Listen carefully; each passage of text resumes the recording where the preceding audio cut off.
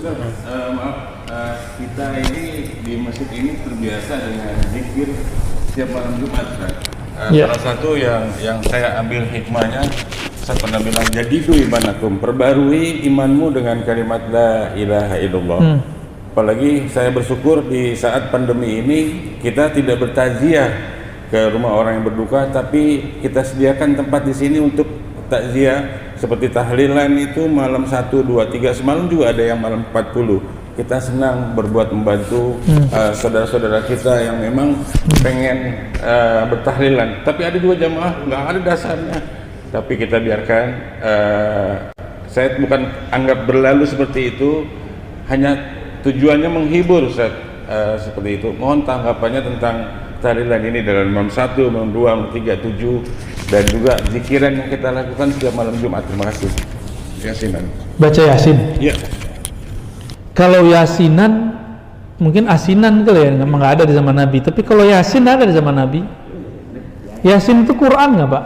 Quran. Ada perintah, utlu ma uhya ilaik, bacalah yang diwahyukan kepada engkau. Yasin Quran nggak? Quran. Salah nggak kita baca Yasin? Oh, nanti dijawab. Oh, cara seperti ini tidak ada di zaman Nabi. Emang yakin dia nggak ada di zaman Nabi? Ya. Ayatnya kan jelas, ya.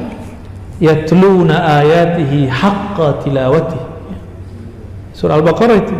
Mereka, kalimatnya mereka membaca ayatnya sebenar-benar membacanya.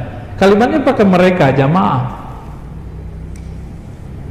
Lalu di hadis Imam Muslim dikatakan, ma min qaumin yajtami' fi majlisin, ya, atau fi maq'adin, tidaklah satu kaum duduk di satu majlis.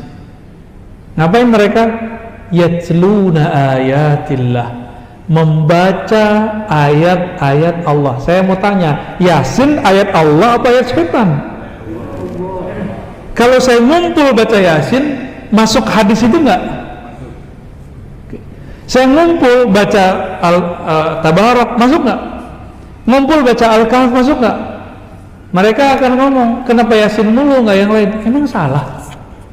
Baca kitab Al-Azkar An-Nawawiyah. Imam Nawawi menulis satu bab, kebolehan melebihkan satu ayat di atas ayat-ayat yang lain.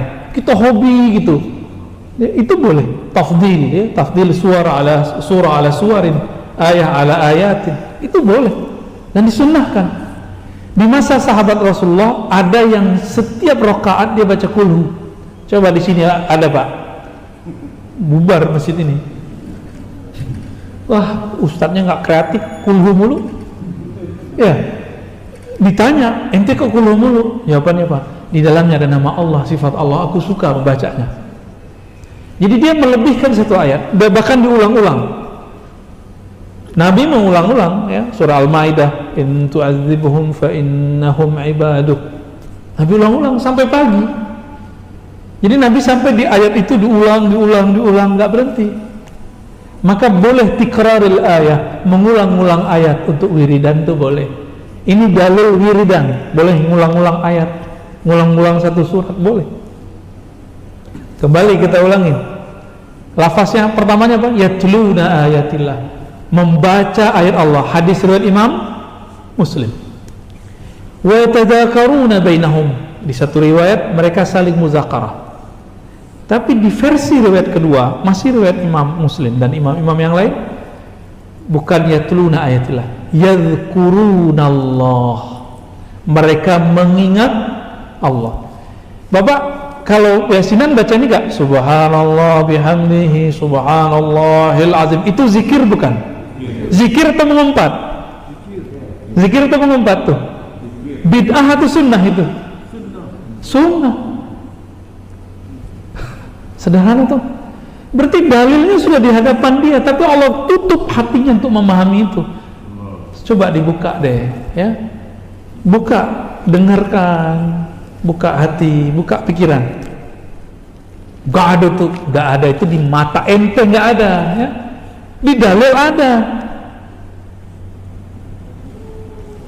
Orang-orang seperti ini kadang-kadang harus kita kasih, disuapin, Pak. Begitu lafaznya. Berarti ada nggak di zaman Nabi? Ada tuh lafaz hadisnya. Ada nggak sahabat melakukan? Banyak. Dalil yang digunakan untuk membid'ahkannya, dalilnya tidak sampai derajat sahih. Riwayat Darimi dan bukan hadis Nabi. Bertentangan dengan hadis riwayat Muslim dari Muawiyah. Nih, mereka sering pakai, inilah kita lihat, sesuai sama nafsunya, hadis nggak sahih disahihkan. Hadisnya cuma hasan, Pak. Karena bertentangan dengan hadis yang sahih, dia jadi syadz.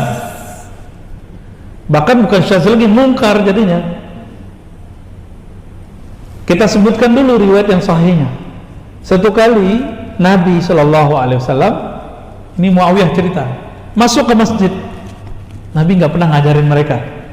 Di masjid ada orang baca Subhanallah bihamdi, Alhamdulillah. Begitu mereka berzikir tuh, bareng-bareng mereka zikir. Ketika masuk masjid, Nabi waktu di rumah dapat wahyu, dapat kabar dari langit. Nabi masuk masjid, Nabi tanya, untuk apa kalian berkumpul? Lalu mereka menjawab, kami berkumpul memuji Allah atas nikmat Islam, nikmat hidayah yang diberikan kepada kami, wahai Rasulullah. Itu kata siapa? Para sahabat. Disuruh Nabi nggak mereka? Enggak, mereka inisiatif sendiri. Inilah cikal bakal yasinan, zikiran, thariqat ini, Pak. Ya. Ada dalilnya tuh? Sahih Muslim. Dia nggak paham. Ya. Namanya udah ada belum? Di situ nggak ada namanya. Isinya orang thariqat ngapain? Isinya orang yasinan ini sama persis, nggak jauh beda. Terus karena ditanya lagi, mereka mulai ketakutan. Ditanya yang ketiga kali, mereka kemudian tambah takut disalahkan Nabi dan bid'ah. Apa kata Nabi? Wahai sahabatku, aku bertanya begini bukanlah tuhmah, menuduh kalian. Aku bertanya begini karena ja'ani Jibril, datang kepadaku Jibril, malaikat paling mulia di langit, mengabarkan kepadaku, innallaha yubahi bikumul malaika. Hai orang-orang yang berkumpul berzikir menyebut nama Allah, Allah berbangga menyebut nama kalian di langit sana. Lanjutkan itu, Pak, ya. Hadis sahih riwayat Imam Muslim. Adapun yang dipakai untuk membid'ahkan zikir berjamaah dan memimpin zikir, itu riwayat Imam Darimi, temannya Bukhari, tapi tidak sampai derajat sahih. Sunan Darimi, pernah belajar nggak? Nggak pernah belajar ya? Baru denger ya? Darimi, bukan Udaromi, Pak. Itu orang Padang. Darimi. Sunan Darimi satu jilid. Di situ disebutkan bahwa ketika Abu Musa al-Ash'ari bersama dengan sahabat Ibnu Mas'ud dan lain-lain masuk ke masjid, ada orang mimpin zikir. Qulu subhanallah, subhanallah, subhanallah, subhanallah, kayak khatamannya orang tarekat. Alhamdulillah, alhamdulillah, alhamdulillah, gitu ya. Lalu dibantah oleh Ibnu Mas'ud. Apa kata beliau? Apa yang kalian lakukan ini? Jawaban orang yang hadir, kami bertasbih menyebut nama Allah. Ditegurlah oleh Ibnu Mas'ud, Abu Musa al-Ash'ari, betapa banyak amal yang baik, la yusibah. Betapa banyak orang pengen kebaikan, tapi la yanalah, la yusibah, dia tidak mendapatkannya. Lalu orang-orang ini di masa depan menjadi khawarij. Itu diriwayat hadisnya. Gak mungkin dong, bapak ini jadi khawarij, Pak, jadi teroris. Orang-orang kayak gini kan jadi teroris. Gak mungkin ya. Hadis ini kita cek riwayatnya, saya cek, oh sampai derajat hasan, tidak sampai derajat sahih. Ya, beberapa ulama mendhaifkan, saya tidak sampai, saya sampai hasan.